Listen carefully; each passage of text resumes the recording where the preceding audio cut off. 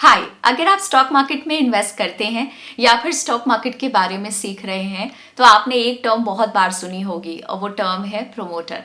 इसलिए आज के इस वीडियो में हम डिस्कस करेंगे एक प्रमोटर क्या होता है, यानी प्रमोटर का क्या मीनिंग है, प्रमोटर के इंपॉर्टेंट फंक्शन कौन कौन से हैं, प्रमोटर इतना ज़्यादा इंपॉर्टेंट क्यों है। लेकिन आगे बढ़ने से पहले अगर आपने चैनल को सब्सक्राइब नहीं किया है तो अभी सब्सक्राइब बटन पे क्लिक करिए और इस वीडियो को लाइक करिए, क्योंकि हम हर हफ्ते ऐसा कंटेंट लेके आते हैं जो आपको एक बेहतर इन्वेस्टर बनने में और वेल्थ जनरेट करने में हेल्प करेगा।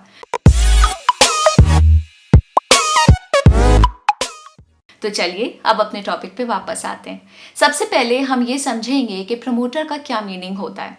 अगर सिंपल लैंग्वेज में बात करें तो प्रमोटर वो पर्सन होता है जो एक कंपनी को फॉर्म करने और इसके बिजनेस को स्टैब्लिश करने में एक मेजर रोल प्ले करता है। मोस्ट ऑफ द केसेस में कंपनी के ओनर्स या डायरेक्टर्स को ही कंपनी के प्रमोटर्स के रूप में जाना जाता है। कंपनी के प्रमोटर का मेजर ऑब्जेक्टिव होता है कंपनी के विजन और ग्रोथ को डायरेक्ट करना। अगर हम इसकी लीगल डेफिनेशन की बात करें तो कंपनीज एक्ट ऑफ 2013 के अनुसार हम एक ऐसे पर्सन को प्रमोटर कह सकते हैं जो कंपनी के ऑफिशियल डॉक्यूमेंट्स और एनुअल रिपोर्ट में प्रमोटर के रूप में आइडेंटिफाइड है, या फिर जिसके पास कंपनी के ओनरशिप राइट्स हैं, या जिसके पास कंपनी के मेजर डिसीजंस लेने की वोटिंग पावर है, या फिर जिसके इंस्ट्रक्शंस को कंपनी के बोर्ड ऑफ डायरेक्टर्स द्वारा फॉलो किया जा रहा है। अगर कोई पर्सन इन तीन डेफिनेशंस में से किसी एक भी डेफिनेशन को फुलफिल करता है तो उसे एक कंपनी का प्रमोटर कहा जा सकता है। लेकिन इसके साथ साथ ये भी जरूरी है कि वो कंपनी और इंडिविजुअल खुद सेबी के सभी ओनरशिप रूल्स को फॉलो करते हो। लेकिन ऐसा नेसेसरी नहीं है कि एक कंपनी के पास प्रमोटर होना ही चाहिए। बहुत सारी ऐसी भी कंपनीज हैं जिनके ऑफिशियली रिकॉग्नाइज्ड प्रमोटर नहीं है। पेटीएम ऐसी ही एक कंपनी है जिसका कोई ऑफिशियल प्रमोटर नहीं है।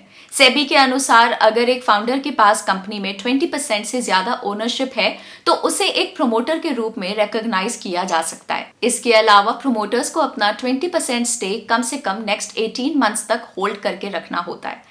इन रूल्स की वजह से प्रमोटर भी अपनी कंपनी को सक्सेसफुल बनाने के लिए अपना बेस्ट ट्राई करते हैं, क्योंकि अगर कंपनी अच्छा नहीं करेगी तो प्रमोटर को लॉस होगा और अगर कंपनी अच्छा करेगी तो प्रमोटर को भी अच्छा प्रॉफिट होगा। तो इस प्रकार हमने ये समझा कि एक प्रमोटर क्या होता है और इसकी लीगल डेफिनेशंस क्या हैं। चलिए अब ये डिस्कस करते हैं कि प्रमोटर के इंपॉर्टेंट फंक्शंस क्या हैं, यानी एक प्रमोटर कंपनी में कौन कौन से टास्क परफॉर्म करता है। मोस्ट ऑफ द केसेस में कंपनी के फाउंडर्स ही उस कंपनी के प्रमोटर्स बन जाते हैं अगर वो सेबी के ओनरशिप रूल्स को फॉलो करते हैं। एक कंपनी का प्रमोटर मेनली इन एक्टिविटीज में इन्वॉल्व रहता है। कंपनी का नाम डिसाइड करना, ऑपरेशंस की लोकेशन डिसाइड करना, शेयर कैपिटल की अमाउंट और फॉर्म डिसाइड करना, कंपनी की लिस्टिंग के लिए सर्विस प्रोवाइडर्स को डिसाइड करना जैसे कि legal advisers, underwriters etcetera, company का रजिस्ट्रेशन और इनकॉर्पोरेशन करना। इसके अलावा एक प्रमोटर ही कंपनी को मार्केट में रिप्रेजेंट करता है, यानी कि उस कंपनी का पब्लिक फेस होता है। लेकिन जैसा कि हमने पहले भी डिस्कस किया कि बिना प्रमोटर के भी ऐसी कंपनीज भी एग्जिस्ट कर सकती हैं, क्योंकि कई बार ऐसा होता है जब कोई एक पर्सन सेबी के मिनिमम 20% ओनरशिप के रूल को फुलफिल नहीं करता। बहुत सारे स्टार्टअप्स और नई कंपनीज में ऐसा देखने को मिलता है, क्योंकि इन कंपनीज के फाउंडर्स को फंडिंग के लिए अपने स्टेक को डाइल्यूट करना पड़ता है। पेटीएम ऐसी ही एक कंपनी है। विजय शेखर शर्मा इस कंपनी के पब्लिक फेस हैं और कंपनी के इंसेप्शन से लेकर अभी तक कंपनी की ग्रोथ में उन्होंने बहुत बड़ा रोल प्ले किया है। लेकिन उनके पास कंपनी में 20% से कम स्टेक है। इस कंपनी का सबसे बड़ा शेयर होल्डर है सॉफ्ट बैंक, लेकिन सॉफ्ट बैंक को प्रमोटर के रूप में रिकॉग्नाइज नहीं किया जा सकता क्योंकि ये पेटीएम के ऑपरेशंस में एक्टिवली इन्वॉल्व नहीं है। लेकिन इसका मतलब ये नहीं है कि पेटीएम में प्रमोटर का रोल फुलफिल नहीं किया जा रहा है। विजय शेखर शर्मा आज भी एक प्रमोटर की सारी रिस्पॉन्सिबिलिटीज निभा रहे हैं। चलिए अब ये डिस्कस करते हैं कि एक कंपनी में प्रमोटर इतना इंपॉर्टेंट क्यों है।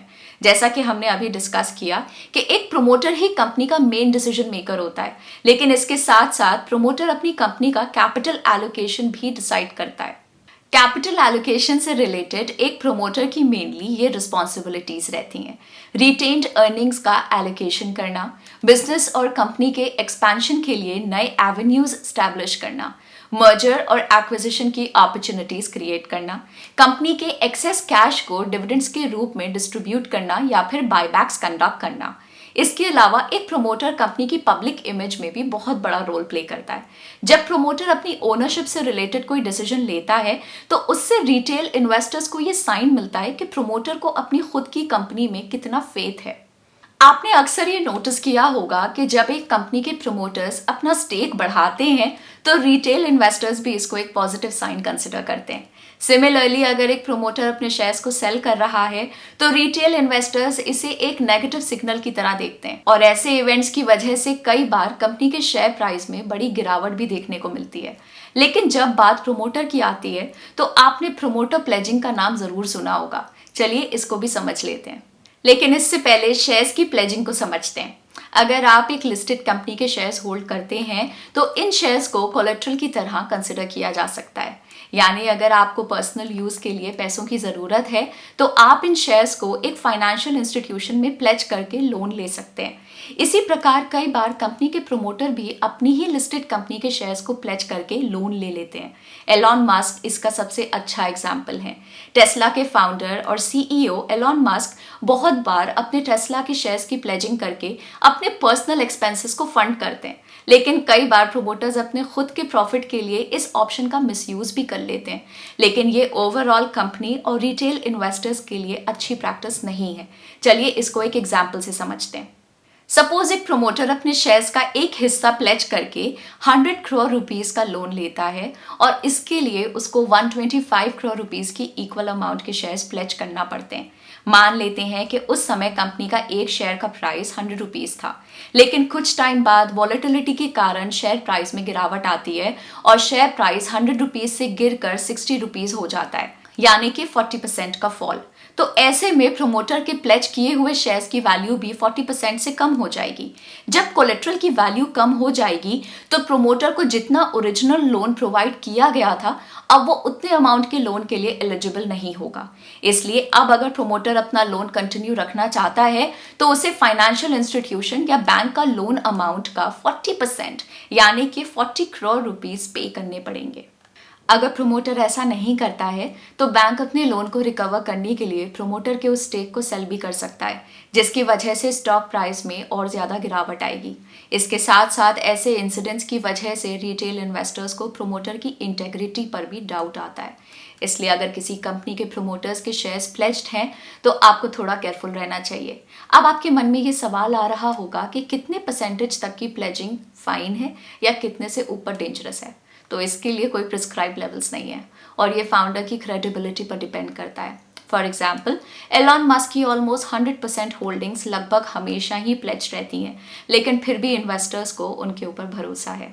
लेकिन सारे प्रमोटर्स के पास एलॉन मस्क जैसी क्रेडिबिलिटी नहीं होती, इसलिए अपने टोटल होल्डिंग्स का 5 से 10% तक की प्लेजिंग फाइन है। लेकिन अगर इससे ज़्यादा होल्डिंग्स प्लेज्ड हैं तो ये एक रेड फ्लैग हो सकता है।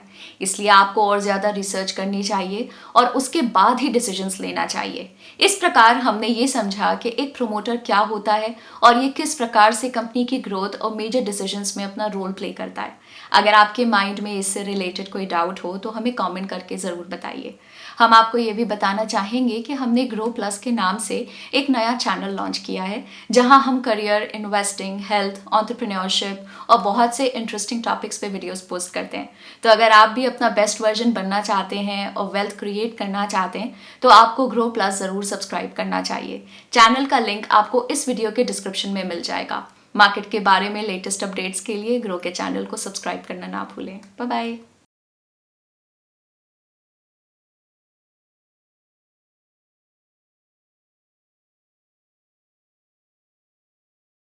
Investment in securities market are subject to market risks. Read all the related documents carefully before investing. Please read the risk disclosure documents carefully before investing in equity shares, derivatives, mutual fund, and or other instruments traded on the stock exchanges.